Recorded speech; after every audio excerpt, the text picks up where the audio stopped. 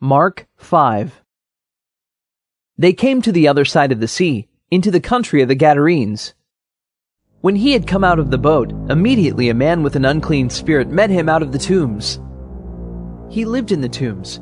Nobody could bind him any more, not even with chains, because he had been often bound with fetters and chains, and the chains had been torn apart by him, and the fetters broken in pieces.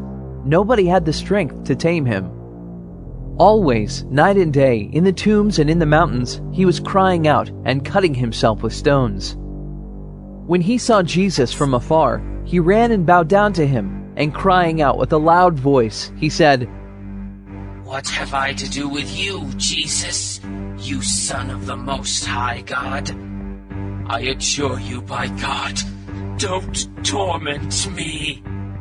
For he said to him, "Come out of the man, you unclean spirit." He asked him, "What is your name?" He said to him, "My name is Legion, for we are many." He begged him much that he would not send them away out of the country. Now on the mountainside there was a great herd of pigs feeding. All the demons begged him, saying, "Send us into the pigs, that we may enter into them." At once Jesus gave them permission. The unclean spirits came out and entered into the pigs. The herd of about 2,000 rushed down the steep bank into the sea, and they were drowned in the sea. Those who fed them fled, and told it in the city and in the country. The people came to see what it was that had happened. They came to Jesus, and saw him who had been possessed by demons sitting, clothed, and in his right mind, even him who had the legion, and they were afraid. Those who saw it declared to them what happened to him who was possessed by demons, and about the pigs. They began to beg him to depart from their region. As he was entering into the boat, he who had been possessed by demons begged him that he might be with him. He didn't allow him, but said to him, "Go to your house, to your friends, and tell them what great things the Lord has done for you, and how he had mercy on you." He went his way, and began to proclaim in Decapolis how Jesus had done great things for him, and everyone marveled. When Jesus had crossed back over in the boat to the other side, a great multitude was gathered to him, and he was by the sea.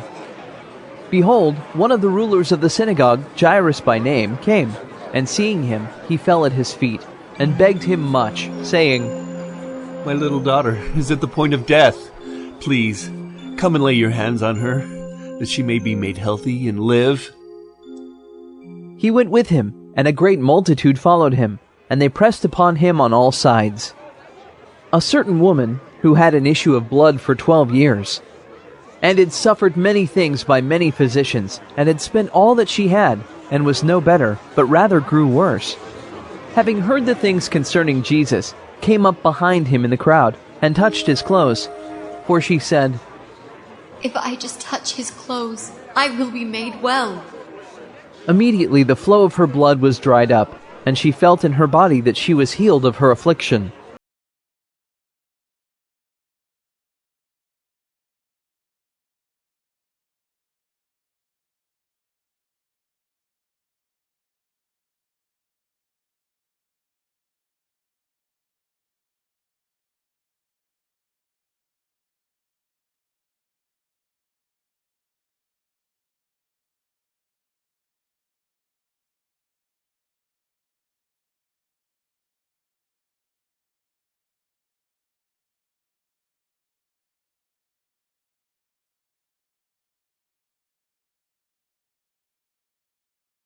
People came from the synagogue ruler's house, saying, "Your daughter is dead.